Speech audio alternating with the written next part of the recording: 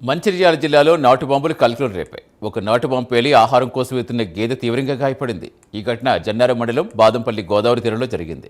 ఘటనాస్థలి పరిశీలించారు పోలీసులు. సోదాల్లో నాటు బాంబులు మరిన్ని బయటపడ్డాయి. పెద్ద సంఖ్యలో నాటు బాంబులు దొరకడంతో స్థానికులు పోలీసులు ఉలిక్కిపడ్డారు. గతంలో నాటు బాంబులు పేలి గొర్రెలు మృతి చెందాయి. అప్పుడు కేసును కొందరు మేనేజ్ చేసినట్టుగా ప్రచారం సాగుతోంది. తాజా ఘటనతో లోతుగా దర్యాప్తు చేస్తున్నారు పోలీసులు. ఇంతకీ నాటు బాంబులు ఎవరు తీసుకొచ్చారు, ఎక్కడ, ఎందుకు దాచిపెట్టారనేది ఉత్కంఠగా మారింది.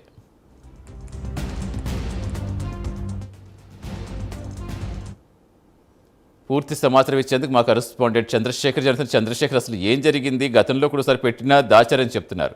ఏంటి అసలు, ఎందుకు పెడుతున్నారు అక్కడ బాంబులు? ఏమైనా తెలిసిందా ఇన్ఫర్మేషన్?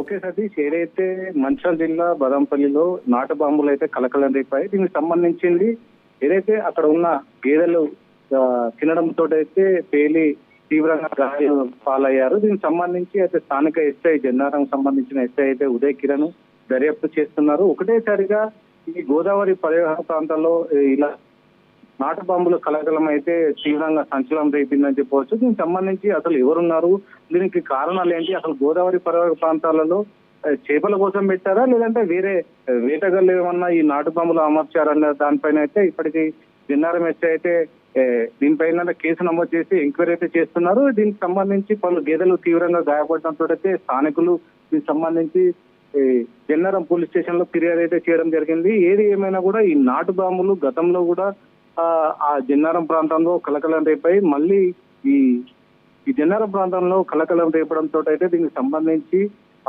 గతంలో ఉన్నవారే చేశారా లేదంటే మరెవరన్నా కొత్త వాళ్ళు చేశారన్న దానిపైన కూడా పోలీసులు అయితే ఎంక్వైరీ చేస్తున్నారు. ఏదేమైనా కూడా ఈ నాటు బాంబులు గతంలో ఎన్నడూ లేని విధంగా ఈ నాటు బాంబుల కలకలం అయితే ఇది ఒక చేపలు పట్టేవారు.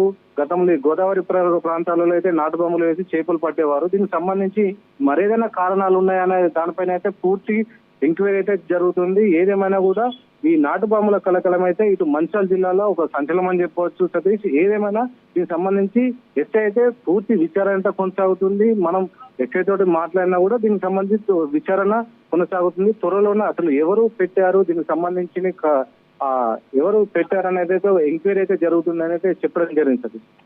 Right, thank you Chandrasekhar.